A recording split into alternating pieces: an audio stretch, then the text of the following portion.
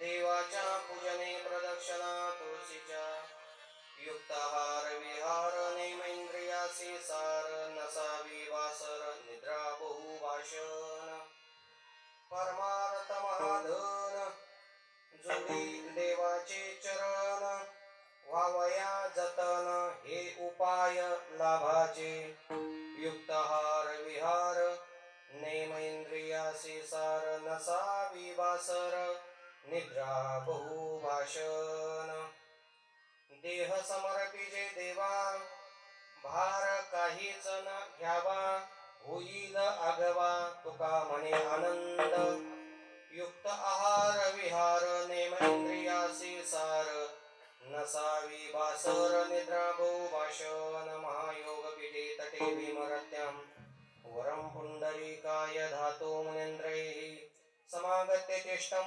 तमनन्दकन्दं परब्रह्मलिंगं भजे पांडुरंगं पांडुरंग कुरु प्रथम नमन दुसरी चरणा संताजिया त्यांच्या कृपादाने कथेचा विस्तारू बाबाजी सद्गुरु दास तुका नमो सद्गुरु तुकया ज्ञान दीपा नमो सद्गुरु सच्चिदानंद रूपा नमो सद्गुरु भक्त कल्याण मूर्ती नमो सद्गुरु भास्करा पूर्ण कीर्ती मनोजवं मारुततुल्य वेगं जितेन्द्रियं बुद्धिमतां वरिष्ठं वाताजमजवानर्युतमुख्यं श्रीरामदूतं शरणं प्रपदे शबरीनामकुलोत्पन्नं मारुतिरनाम यस्य पिता माता राहिर्नाम यस्य तं नमामि किसंगिरिं ॐ नमो सद्गुरु जय जय किसंगिरि बाबा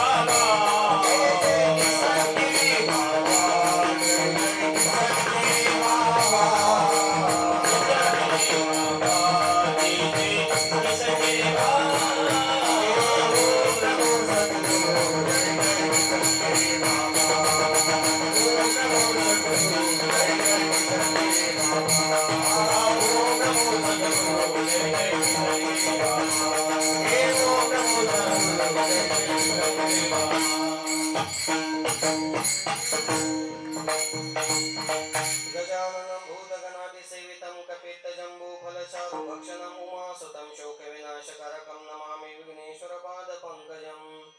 ॐ नमो ज्ञानेश्वरा करुणा दया तुमचा अनुग्रह लादलो पावन झालो चराचरी। आता भिन्न वाग्विलासिनी जे चातुर्यार्थ कला कामिनी ते शारदा श्री विश्वमोहिनी नमस्कारिणे मी या। ओम नमो जी आद्या वेद प्रतिपाद्य जय जय सुसंवेद्य आत्मरूपा देवा तू शिवनेशु सकलारतमती प्रकाशो मने निवृत्ती दासो अवधारी जो जी मस्तक ही पाया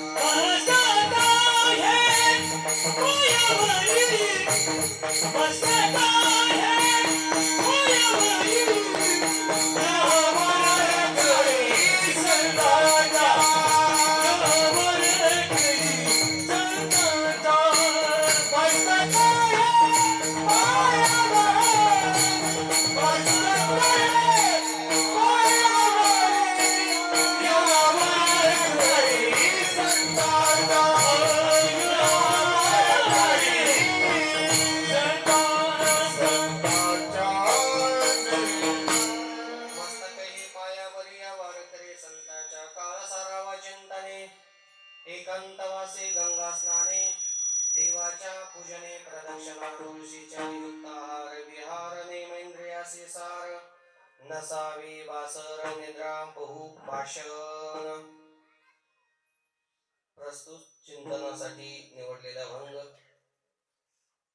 संतश्रेष्ठ जगद्गुरु श्री तुकाराम महाराजांचा असून या भंगामध्ये तुकाराम महाराजांनी आपला असणारा काळ कसा चिंतनामध्ये जावा याचं दिग्दर्शन महाराजांनी या भंगात केलेले। काळ सारावा चिंतने काळ चिंतनात गेला पाहिजे।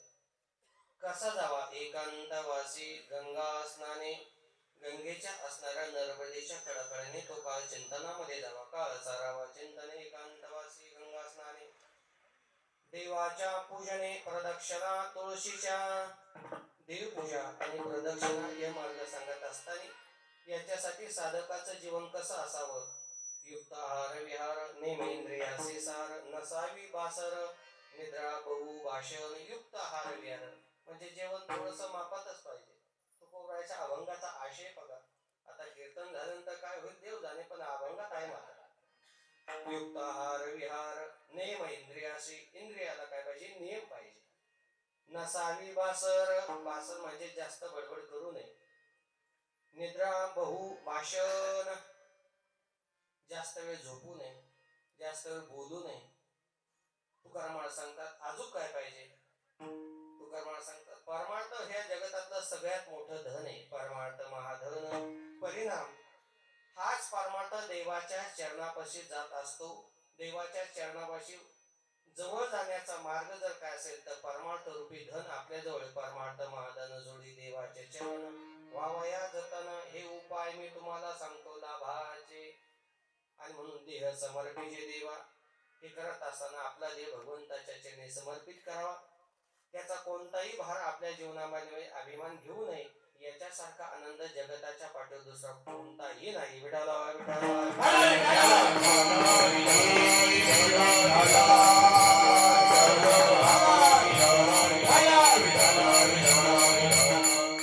काळ सारावा चिंतने एकांतवासी गंगा स्नाने देवाच्या पूजने प्रदक्षिणा तुळशीच्या।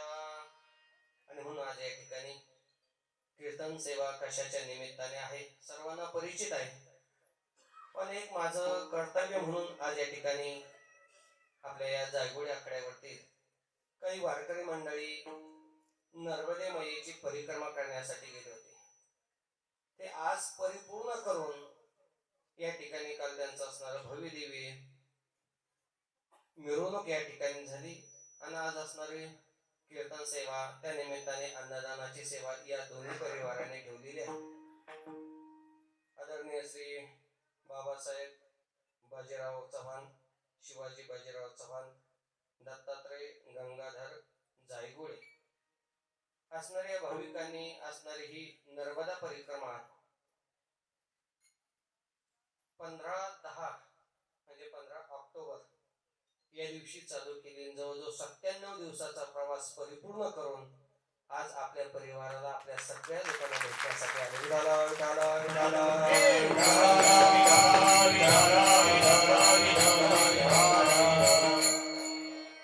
जीवनामध्ये फार खडतर तपश्चर्या, आपण वारी करतो.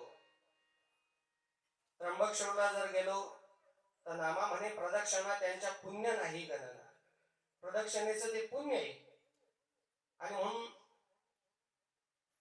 चव्हाण पाटील असेल, जायगुडे पाटील असेल, त्यांच्या सहवासामध्ये आमचे सन्मित्र आणि त्याच परिवारातील असणारे विलास भाऊ कोकणे हे 4 जण सुरुवातीला नर्मदा मैयाची परिक्रमा करण्यासाठी निघाले.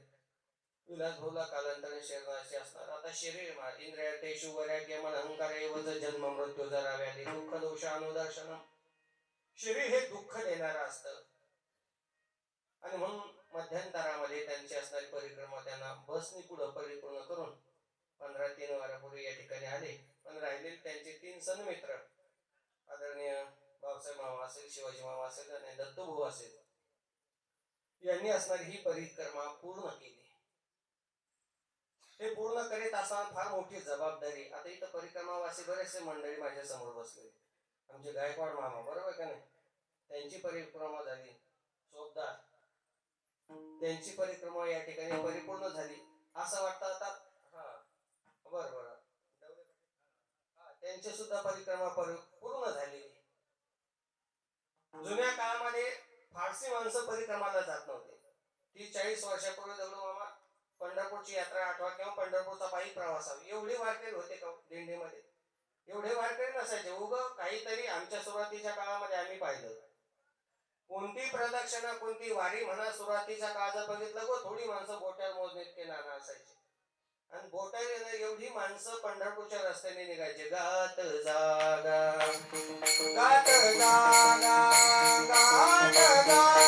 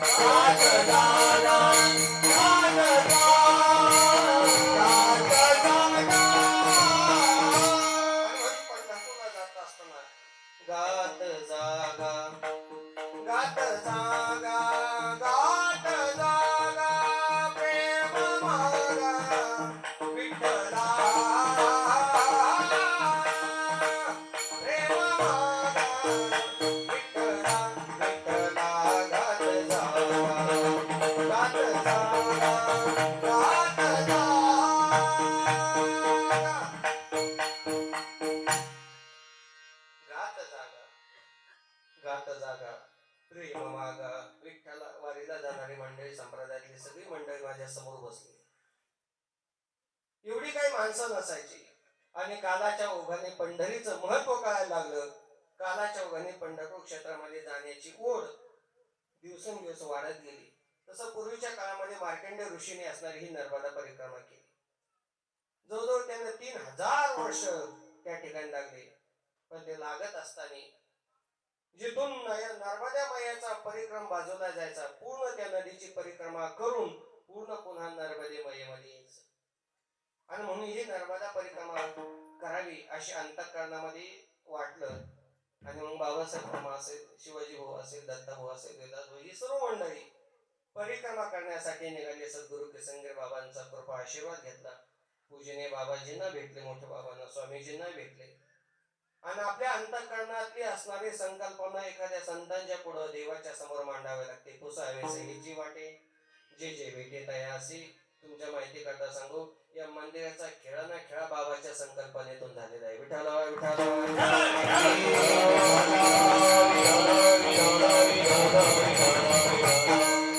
पूर्ण बाबाजीचं या परिसरावर पूर्ण लक्ष आहे महाराज. आणि त्यातल्या त्यात आपल्या जागुड्या कडतं बाबांचं विशेष प्रेम आहे महाराज, विशेष प्रेम. काय म्हणावं बाबाने यावर्षी काय मंदिरच पाहायला येत होतं, पण बाबांच्या हस्ताने चव्हाण पाटील काल्याचंही कीर्तन सेवा बाबाजीने केली. आपल्या परिसराला फार मोठं दैवत आहे. मी नेहमी सांगत असतो, माणसं म्हणतात आम्ही देव नाही पाहिला, देव पाहिला नाही म्हणत असतात. पण एक सांगू, आपण प्रत्यक्ष पंढरीनाथाचं दर्शन जर घ्यायचं असेल तर पूजनीय देवगडचे बाबाजी.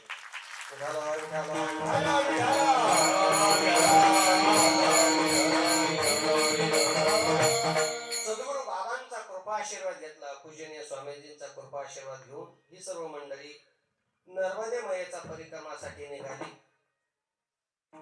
हे करत असताना फार मोठं त्यागाची भूमिका या वारकरी मंडळीने घेतली. फार मोठा त्याग आहे.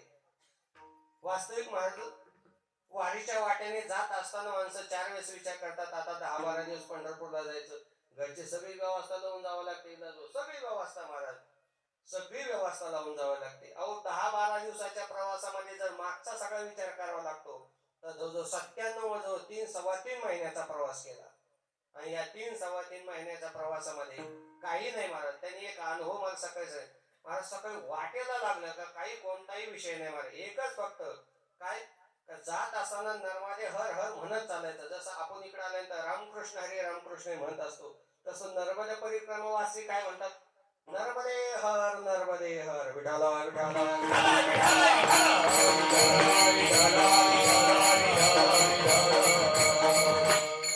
मग हनुमान चालीसा असेल, गणपतीची आरती असेल, नर्मदा माईची आरती, भगवान शंकराची आरती, हनुमान अष्टक सगळं असणारं या ठिकाणी पाठांतर करून पूजा करून पुढचा प्रवास करायचा. आणि पुढच्या प्रवासाला लागलं तर नर्मदे मातेचे त्या ठिकाणी ओंकारेश्वरला गेल्यानंतर तिथं पूजा करावी लागते. नर्मदे मातेचं जल त्यांनी दाखवलं पाठलेलं. ते जल म्हणजे साक्षात नर्मदा मैया आपल्या सहवासामध्ये. जसं भगवान शंकराच्या असणाऱ्या तपस जटेतून गंगा प्रकट झाली, 60,000 सगळ्या पुत्रांना त्या ठिकाणी काय झालं, मुक्ती करून टाकली. जसं एवढं गंगेचं महत्व आहे. आपले नामदेव महाराज सांगतात ना, वाचे म्हणता गंगा गंगा, वाचे म्हणता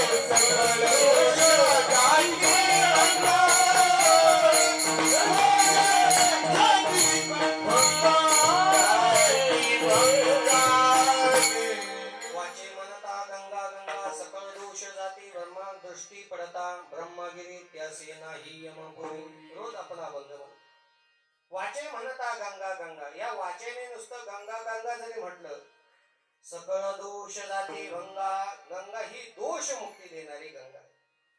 तसं या नर्मदेची परिक्रमा करत असताना फार मोठा आनंद आहे. नर्मदा शब्दाचा अर्थ काय काय? नर्म म्हणजे हास्य आणि दे म्हणजे देणारी. नर्म या शब्दाचा अर्थ हास्य आणि दे म्हणजे देणारे. जिची प्रदक्षिणा करत असताना कायम साधकाच्या जीवनामध्ये हास्य देते, कधी जीवनामध्ये दुःख नाही महाराज. येण्याच्या अगोदर 2 दिवसाचा प्रसंग आहे. सकाळी सकाळी उन्हाला बसले ही तिन्ही वारकरी मंडळी, दत्ता भाऊ असेल, शिवाजी भाऊ असेल, बाबासाहेब भाऊ. एक अर्धा पाऊण तासाचा विश्रांती घेतली शेवटचे 2 दिवस. आणि येत असताना रस्त्याच्या कडेला असे बसले, अर्धा पाऊण तास झाला आणि त्यांना असं वाटलं आता चलो निघू आपण. जे जे काय अनुभव झाले ते मला सांगायचे. 3-4 दिवसाला फोन व्हायचा, कुठची गाडी, पुढे चालू प्रवास आहे, चहा पाणी झालं का नाही, काय रात्रीची व्यवस्था, काही नाही महाराज. आपण जसं संप्रदायामध्ये आवडीने भावे हरिनामा घेशील, तुझी चिंता तसं ही सगळी चिंता नर्मदा मैया वाहत असते. विठाला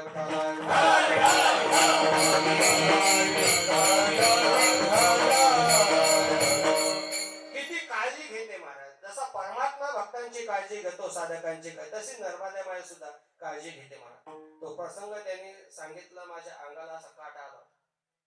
2 दिवस ओंकारेश्वरला पोहोचणार, 2 दिवसाचा प्रसंग. रस्त्याच्या कडेला बसले, बस समोरून आली.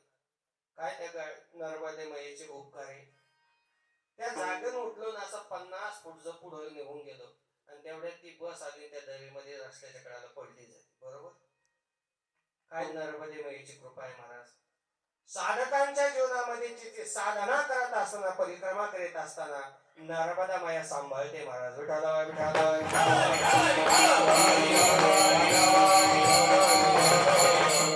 ही असणारी नर्मदा मैया. इतर वेळेस गंगेचं पाणी पवित्र राहतं महाराज, पण ते 5 दिवसाच्या पुढे पवित्र राहत नाही. पण नर्मदेचं पाणी एवढं पवित्र आहे महाराज, एवढं पवित्र. ते जर घरामध्ये असेल आणि एखादं शुभ कार्य असू द्या घरामध्ये, पण शुभ कार्यात जर अशुभ घटना जर लागली, कोणीतरी घरामध्ये गेलं, काहीतरी झालं, मंगल कार्य आहे, तर अशा टायमाला काय करायला पाहिजे? काहीच करू नका. ते असणारं नर्मदे मैयेचं जे पाणी जल असतं ते घरामध्ये शिंपडा आणि शुभ कार्य चालू करा. विठाला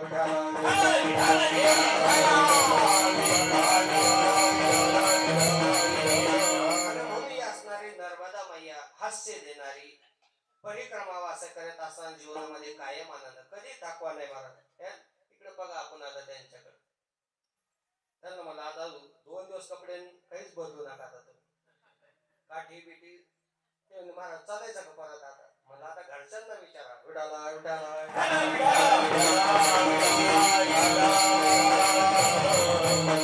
फार मोठी जबाबदारी त्यांच्या घरच्या लोकांनी घेतली, फार मोठी जबाबदारी. आणि म्हणून ही परिक्रमा करत असताना 3-3.5 महिन्याची परिक्रमा आहे, नर्मदा परिक्रमा म्हणतो. मैकल नावाचा राजा आहे आणि त्या राजाची कन्या असणारी ही नर्मदा मैया. भगवान शंकराने तपश्चर्या केली आणि दुसरी 2 प्रकारच्या कथा आहेत. भगवान शंकराच्या घामातून जे प्रकट झाली ती असणारी नर्मदा मैया. देवदेवतांनी भगवान शंकराची साधना केली आणि साधना करून हिला काहीतरी आशीर्वाद द्या म्हणे. आशीर्वाद दिला नर्मदा मैयाला. हे नर्मदा मैया, आशीर्वाद दिला, या तुझ्या असणाऱ्या कडेकडेने परिक्रमावासी जे करत आहे त्यांच्यावर असणारी सदैव तुझी त्या ठिकाणी कृपादृष्टी असावी. आशीर्वाद दिला, देवताने तिला जवळ केलं. ही असणारी नर्मदा मैया, मैकल राजाची असणारी कन्या. आणि त्या कन्या उपवर झाल्यानंतर हिचा विवाह करा, कोण करेल? आणि म्हणून सोनभद्र नावाचा राजा त्या राजाला सांगितलं का या ठिकाणी या असणाऱ्या नर्मदे मैया संग विवाह करायचा. आणि म्हणून नर्मदे मैया संग विवाह करीत असताना कोण असणार? हा राजा आहे. म्हणून त्या दासी असणारी नर्मदे मैयाची असणारी मैत्रीण, तिचं नाव ही जुहिली.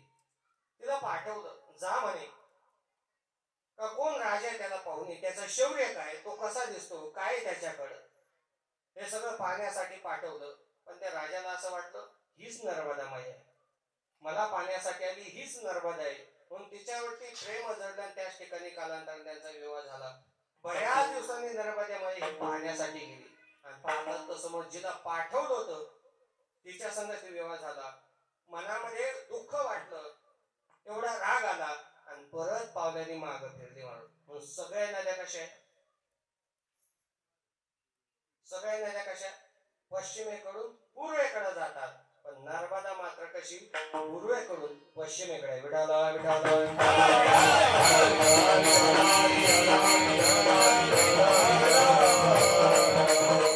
असा 97 दिवसाचा काळ हा चिंतनामध्ये गेला.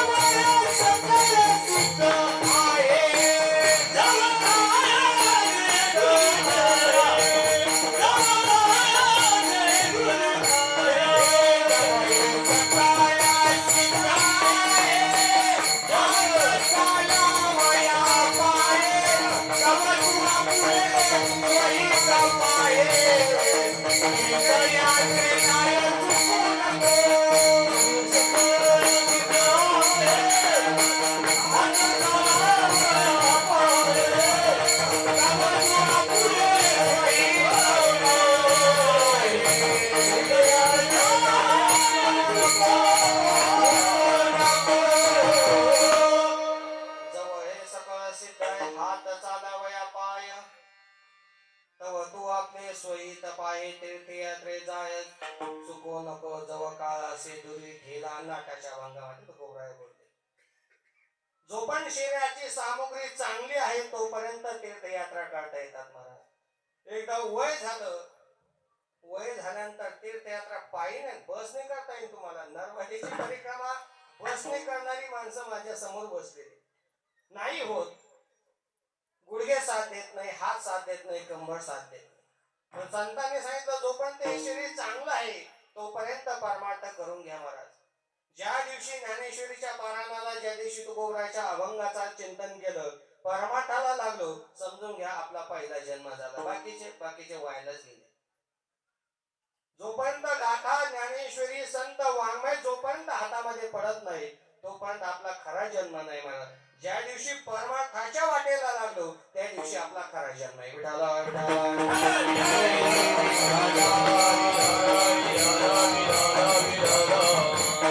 हात चालावया पाय. जो पण हातपाय चालतात तो पण करा. माणसाला तुमचे हातपाय जास्त चालतात. एका ठिकाणी बसायला सांगितलं तिथं बसत नाही. तव तू आपले स्वहित पाहे. काय या जगामध्ये स्वतःचा सोयी. परमात्मा प्राप्ती व्हावं, संतांचं दर्शन व्हावं, नर्मदे मैयाचं दर्शन व्हावं, गंगा मैयाचं दर्शन व्हावं. तीर्थयात्रे जाय चुकू नको. तीर्थयात्रा केली पाहिजे. संत वाङ्मय आपल्याला सांगतं. माऊलीने तीर्थयात्रा केली महाराज. विठाला विठाला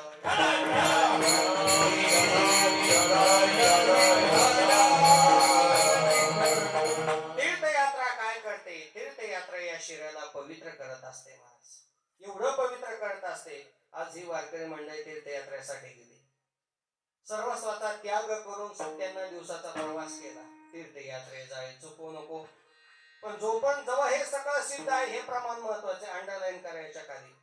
हात पाय सगळं शरीर आपल्याला सगळं चांगलं आहे, काही अडचण नाही तोपर्यंत आपल्याला ही तीर्थयात्रा करता येते. आणि करत असताना याच्यासारखा आनंद जगताच्या पाठीवर कोणताच नाही महाराज. जगतातलं देवाने बनवलेलं हे सृष्टी सौंदर्य आपल्याला तिथं पाहायला भेटतं. नर्मदेच्या मैयाच्या परिक्रमा करीत असताना देवाने काय सृष्टी केली महाराज. माणसं म्हणतात अहो जगतात हे सगळं निर्माण केलं ना. एकलेचे निकंठे म्हणून या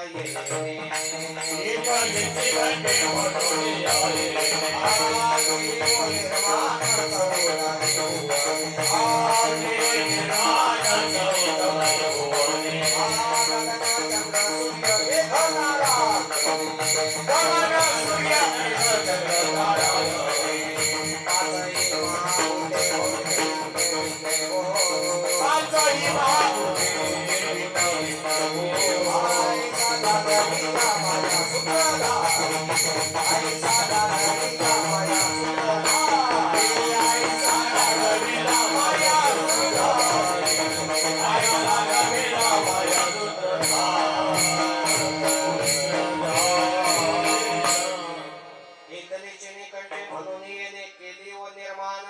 ही भुवने. देवाने हे सगळं सृष्टी निर्माण केली आणि हे सृष्टी पाहण्याचा योग या नर्मदे परिक्रमेमध्ये होतो. देवाने कशी झाडं म्हणत. मी सहज त्यांना विचारलं, जसे आपल्याकडचे शेतकरी मंडळी शेती करतात तिकडं काय परिसर आहे, काय आवडतं. ते म्हणत त्या बाजूला गंगेचा कड ही पूर्ण असणारी सुजलम सफर, पण थोडस आतमध्ये गेलं तर थोडीशी बिकट परिस्थिती महाराज. पण ही नर्मदा मैया परिक्रमा करत असताना कोणी वारकरी कोणी पांतस्थ परिक्रमावासी उपवाशी राहत नाही महाराज. 1 तासाचं जेवण 2 तासात भेटेल, पण त्या ठिकाणी नर्मदा परिक्रमावासींना कोणत्याही प्रकारची अडचण येत नाही. काही ठिकाणी घनदाट जर जंगल लागलं तर तेवढा रस्ता पात्र पूर्ण करावा लागतो.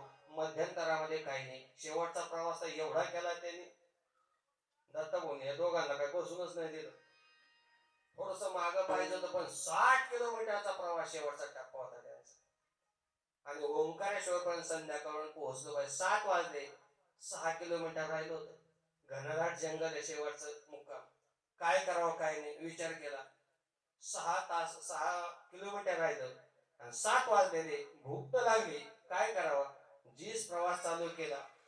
6 किलोमीटर जवळ कुठे बसलेले घनदाट जंगल, जिथं रेंज नाही, काहीच नाही, कोणती वस्ती नाही, कोण दवाखाना नाही, कोण एखादं वाटे हॉटेल सुद्धा नाही, असा शेवटचा असणारा मुक्काम 6 किलोमीटरचा. एवढी खडतर तपस्या. जवळ 65 किलोमीटर म्हणजे जवळजवळ नेवासा फाटा ते नगर इथपर्यंतचा प्रवास. एवढं काही सोपं नाही. पण हे चालत असताना सुरुवातीचे 1-2 दिवस त्रास होतो चालण्यामध्ये, पण एकदा सवय लागली पडीले वळण इंद्रियासह, आणि एकदा ती सवय लागली चालण्याची. नर्मदा माईची आरती झाली, हनुमान अष्टक झालं, आरती झाली, नर्मदा माईची आरती, भगवान शंकराची आरती झाली. दिवसभरचा दिनक्रम चालू झाला. विठाला विठाला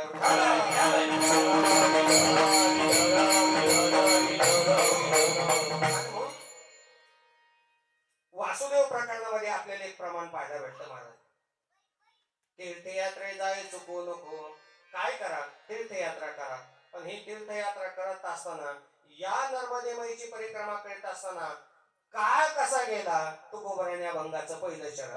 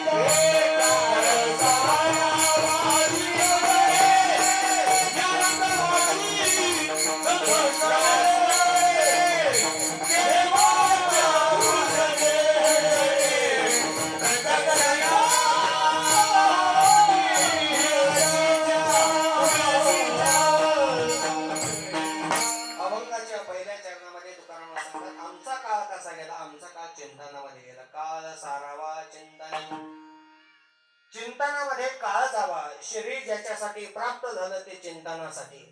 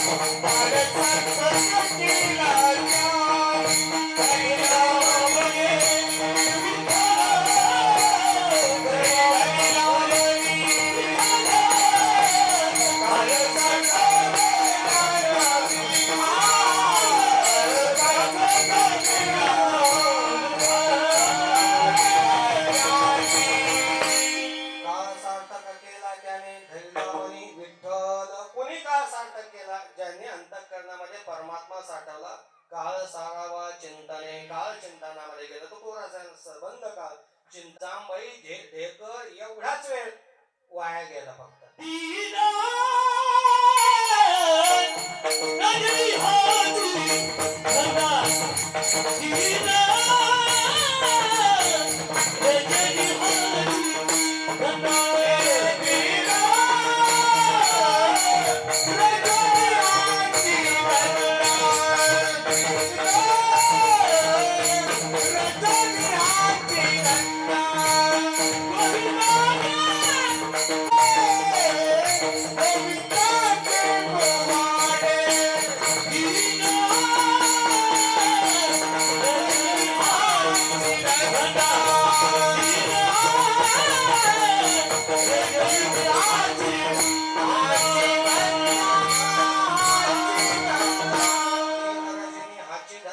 गोविंदाचे पवाडे काळ सारावा चिंतने काळ चिंतनामध्ये.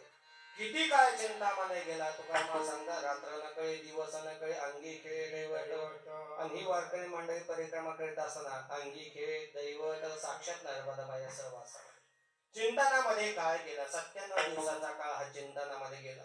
नर्मदे मायेचं चिंतन नर्मदे मायेची आरती तुकोबरा सांगतात. काळ सारावा चिंतने चिंतनात काळ गेला. तुकोबरायांचा काळ ज्ञानोबरायांचा काळ नाथ महाराजांचा काळ चिंतनात गेला. कसा चिंतनात गेला तुकोबरा सांगतात. या प्रपंचाची सुद्धा आठवण झाली नाही झाली. हा प्रपंच कसा होता हे पाहिला नाही. न झाला प्रपंच आहे परब्रह्म पूर्ण ब्रह्म हा कळले. प्रपंच नावाची वस्तू झाली नाही. तो आपाप होत गेला. पण परमार्थ करावा लागतो. प्रपंचासाठी काही करावं लागत नाही. तो होत असतो. पण बहुता सुकृताची जोडी म्हणून विठ्ठल यावणे परमार्थ मात्र अनायासे कर. परिक्रमा करायची सगळेच म्हणतील परिक्रमा करायची. पण जे गेले त्यांनीच म्हणा आमची परिक्रमा झाली. आपण फक्त तोंडाने बोलू शकतो. पण साक्षात त्यांनी परिक्रमा केली. महाराज बहुता सुकृताची जोडी म्हणून विठ्ठल आवडी काळ चिंतनामध्ये गेला. तुकोबराचा संबंध काळ चिंतनामध्ये गेला.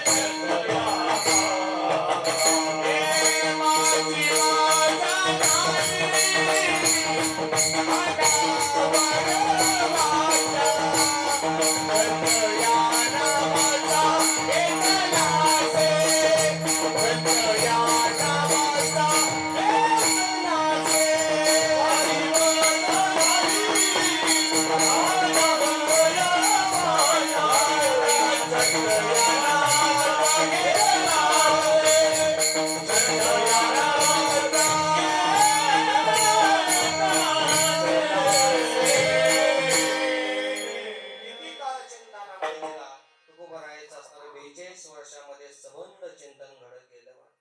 दगडाच्या टाळा मधुनी गाईले अभंग. दगडाच्या टाळा मधुनी गाईले अभंग. तुकोबाची अभंगवाणी देवाजीच्या पडतावाणी. तुकोबाची अभंगवाणी देवाजीच्या पडतावाणी.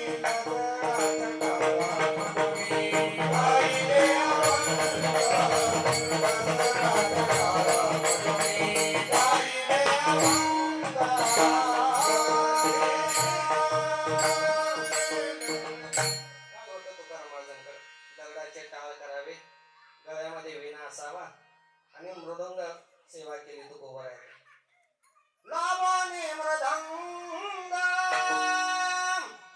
श्रुती टाळ घोष सेवो ब्रह्मारस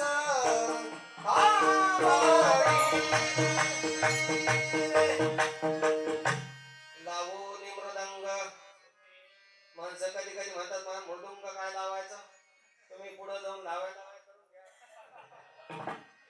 हे लावणं म्हणजे काय. विण्याचा स्वर असतो. विण्याच्या स्वर पखवाज लावा लागतो.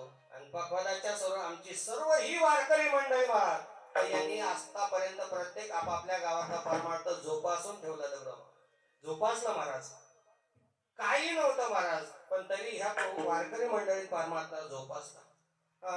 वैष्णवा घरी सर्व काळ, वैष्णवा घरी सर्व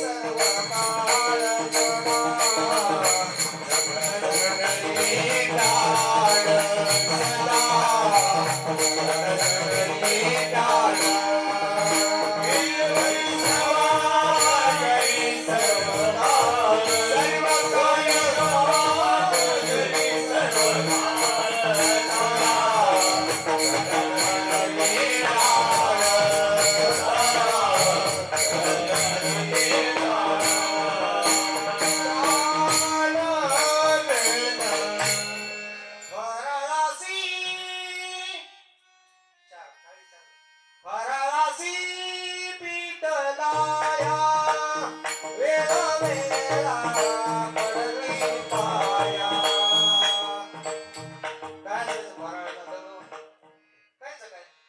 एवढ्या जुन्या काळातल्या लोकांनी आतापर्यंत परमार्थ फराळाची काय समोर बसल्या. आपल्यातले सगळे बुजुर्ग माणसं आहे महाराज. फराळासी पिठलाया वेळोवेळा पडती पाया. अहो एखाद्याशी दिवशी दुसऱ्याच्या घरी पाया पडावं लागत होतं. आता काय सांगू विडाला विडा.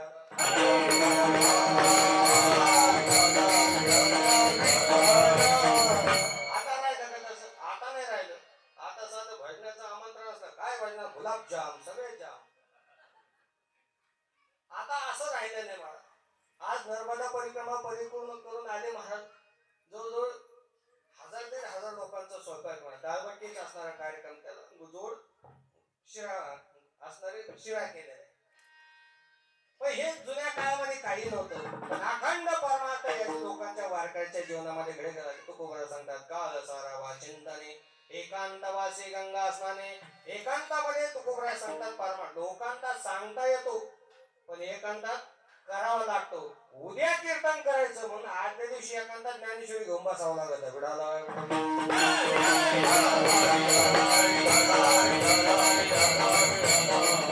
लोकांतामध्ये सांगतायत, लोकांतामध्ये पारायण करतो आपण, लोकांतामध्ये भजन करतो. पण त्या भजनाचा अर्थ एकांतामध्ये जाऊन बघा. तुका म्हणे